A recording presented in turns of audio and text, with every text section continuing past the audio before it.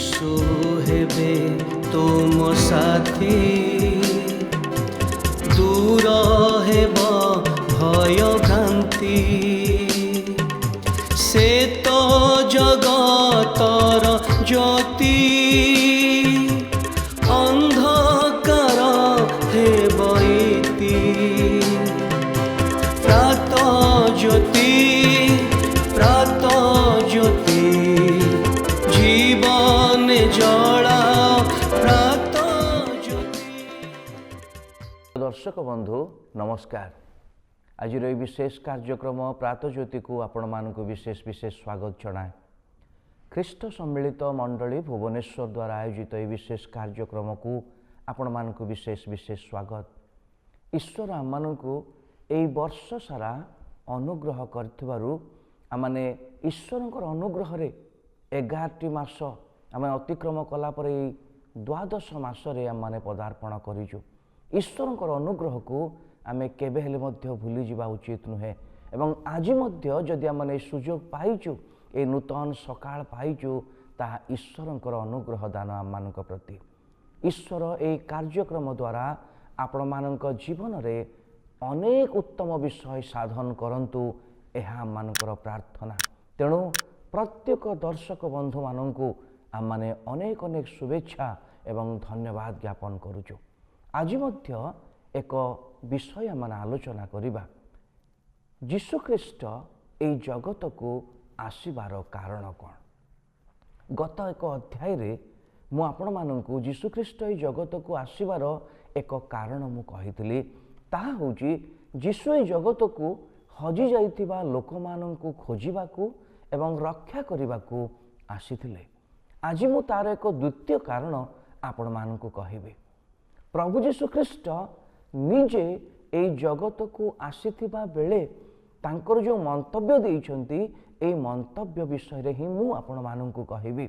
से कहिले जे मु सेवा पाइबाकू आसी नाही किंतु सेवा करिबाकू एवं अनेकंकर मुक्तिर मूल्य स्वरूपे आपणा प्राण देबाकू आसीअछि। एई पदटी पवित्र शास्त्र बाइबल तार मार्क लिखित पुस्तक 10 अध्याय 45 पदरे लेखा अछि। एई पद एक गुरुत्वपूर्ण पद। प्रभु यीशु ख्रीष्ट निज विषय कहिले मु सेवा पाइबाकू आसी नाही किंतु सेवा करिबाकू एवं अनेकंकर मुक्तिर मूल्य स्वरूपे निजर प्राण देबाकू आसीअछि। तार अर्थ यीशु ए जगत को आसीबार उद्देश्य आहुरी स्पष्ट आम मानकु प्रदान करे। स्पष्टता यीशु ख्रीष्ट को कारण पाए आछंती। जदि एई अंश को दुईटी भागरे आमे जदि विवेचना करू ताहले प्रथम अंश रे प्रभु कहंती जे मु सेवा पाइबाकू आसी नाही सेवा करिबाकू। एई कथा को जदि आमे बुझू से सेवा पाइबाकू योग्य ईश्वर अटंती। तांको विषय रे कहा जाए जे से ईश्वर रूपी हेले हे से मनुष्य रूप धारण कले।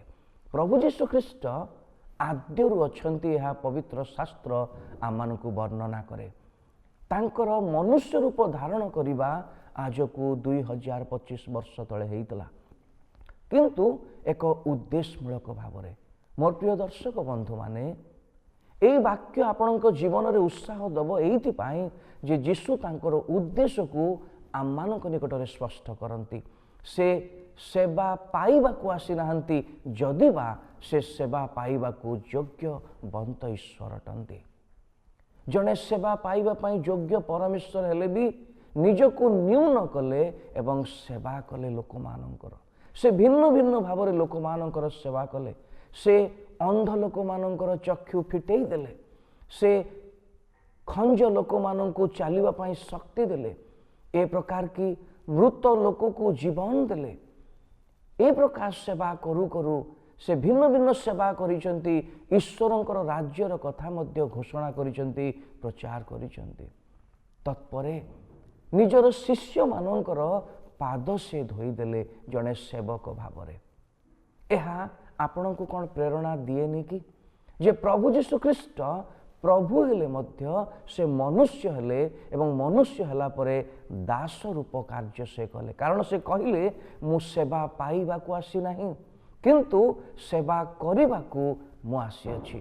ଆମେ ଅନେକ ନିଜ ଘରେ ବି କିମ୍ବା ବାହାରେ ବି କିମ୍ବା ଆମ ଅଫିସରେ ବି କାର୍ଯ୍ୟକ୍ଷେତ୍ରରେ ଆମେ ସବୁବେଳେ ସେବା ପାଇବା ପାଇଁ ଇଚ୍ଛା କରୁ। ଆମେ ଚାହୁଁ ଯେ କେହି ଜଣେ ମୋତେ ପ୍ରଥମେ ନମସ୍କାର କରନ୍ତୁ, କେହି ଜଣେ ମୋତେ କୌଣସି ଜିନିଷ ବଢ଼େଇ ଦିଅନ୍ତୁ, କୌଣସି ବିଷୟ ମୋ ପାଇଁ କରନ୍ତୁ। ଅନେକ ସମୟରେ ଆମେ ସେବା ପାଇବା ପାଇଁ ଅନେକ ସମୟରେ ବା ଭିନ୍ନ ଭିନ୍ନ ଭାବରେ ଆମେ ଇଚ୍ଛା କରୁ। କିନ୍ତୁ ପ୍ରଭୁ ଯୀଶୁ ଖ୍ରୀଷ୍ଟଙ୍କର ଏହି ବାକ୍ୟ ଏବଂ ଏହି ଆଦର୍ଶ ଆପଣଙ୍କ ଜୀବନକୁ ପ୍ରଭାବିତ କରିବ, ଆପଣଙ୍କର ଜୀବନକୁ ପରିବର୍ତ୍ତନ କରିବ। ପ୍ରଭୁ ଯୀଶୁ କହିଲେ ଯେ ମୁଁ ସେବା ପାଇବାକୁ ଆସିନାହିଁ କିନ୍ତୁ ସେବା କରିବାକୁ। ଯଦି ଏହି ବାକ୍ୟ ଅନୁସାରେ ଆପଣଙ୍କର ଜୀବନକୁ ଯଦି ଆପଣ ଭାବନ୍ତି, ତାହେଲେ ଆମେ କେଉଁ ପ୍ରକାର ଜୀବନ କାଟୁଛୁ? ଆମେ କ'ଣ ସେବା ପାଇବାକୁ ଇଚ୍ଛା କରୁଛୁ ନା ସେବା କରିବାକୁ ଇଚ୍ଛା କରୁଛୁ? ସେବା କରିବା ଏକ ସମର୍ପଣର ବିଷୟ। ମୋର ପ୍ରିୟ ଦର୍ଶକ ବନ୍ଧୁମାନେ, ବିନା ସମର୍ପଣରେ ଆମେ ସେବା କରିପାରିବାନି, ବିନା ତ୍ୟାଗରେ ଆମେ ସେବା କରିପାରିବାନି, ବିନା ଉତ୍ସର୍ଗୀକରଣରେ ଆମେ ସେବା କରିପାରିବାନି। ଯେତେବେଳେ ମୁଁ ମୋ ନିଜକୁ ହିଁ ଦେଖିବି ତାହେଲେ ମୁଁ ସେବା କରିପାରିବିନି କେବେ ହେଲେ ବି। ତେଣୁ ପ୍ରଭୁ ଯୀଶୁ ଖ୍ରୀଷ୍ଟ ଏହି ଆଦର୍ଶ ମାନଙ୍କୁ ଦିଅନ୍ତି ଯେ ଆମେ ଅନ୍ୟମାନଙ୍କର ସେବା କରିବା ଦରକାର। ଆମେ ବାଇବଲରେ ଅନେକ ପ୍ରକାର ଦୃଷ୍ଟାନ୍ତ ଦେଖୁ, ଜଗତରେ ଭିନ୍ନ ଭିନ୍ନ ପ୍ରକାର ଲୋକମାନଙ୍କୁ ଆମେ ଦେଖୁ। ଆପଣ ମଦର ଟେରେସାଙ୍କ କଥା ଜାଣିଥିବେ। ନିଜକୁ ତ୍ୟାଗ କଲେ, ନିଜର ଦେଶକୁ ତ୍ୟାଗ କଲେ ଏବଂ ସେ ରୋଗୀମାନଙ୍କର, ବିଶେଷ କରି କୁଷ୍ଠି ରୋଗୀମାନଙ୍କର ସେବା କଲେ, ନିଜକୁ ସମ୍ପୂର୍ଣ୍ଣ ସମର୍ପଣ କଲେ। ଆପଣ ଆପଣଙ୍କର ସେବା ନିଜ ଜୀବନରେ ଆରମ୍ଭ କରିପାରିବେ ନିଜ ପରିବାରରୁ, ନିଜ ସମାଜରୁ ଏବଂ ନିଜର ଲୋକମାନଙ୍କ ନିକଟରେ ଆପଣ ସେବା କରିପାରିବେ।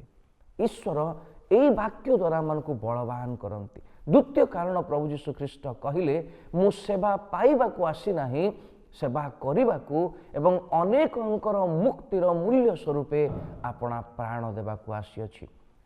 ଯୀଶୁଖ୍ରୀଷ୍ଟଙ୍କର ଜୀବନ ବିଷୟରେ ଲୋକମାନଙ୍କର ଭିନ୍ନ ଭିନ୍ନ ମତ ଅଛି, କିନ୍ତୁ ପବିତ୍ର ବାକ୍ୟ ମାନେ ଯୀଶୁ ଆମମାନଙ୍କୁ କ'ଣ କହିଛନ୍ତି ତାହା ସ୍ପଷ୍ଟ କରେ ଯେ ସେ ଜଗତର ସମସ୍ତ ଲୋକମାନଙ୍କ ପାଇଁ ନିଜର ଜୀବନ ଦେବାକୁ ଆସିଥିଲେ।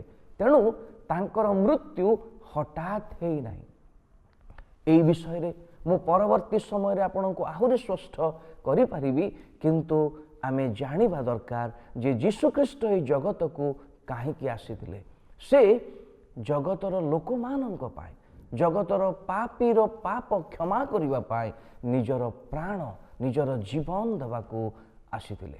ଏହା ଆମମାନଙ୍କୁ ସ୍ପଷ୍ଟ କରେ ଯେ ଯୀଶୁଖ୍ରୀଷ୍ଟ ଏହି ଜଗତକୁ କାହିଁକି ଆସିଥିଲେ।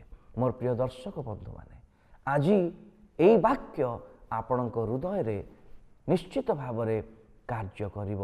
ଆମେ ମଧ୍ୟ ଯୀଶୁଙ୍କର ସେ ଆଦର୍ଶକୁ ନେଇ ଯୀଶୁଙ୍କର ଆଦର୍ଶ ଅନୁସାରେ ସେବା କରିବା ଏବଂ ଅନ୍ୟମାନଙ୍କ ନିମନ୍ତେ ସମର୍ପଣର ଜୀବନ କାଟିବା। ଈଶ୍ୱର ଆମମାନଙ୍କୁ ଆଶୀର୍ବାଦ କରନ୍ତୁ। ଧନ୍ୟବାଦ।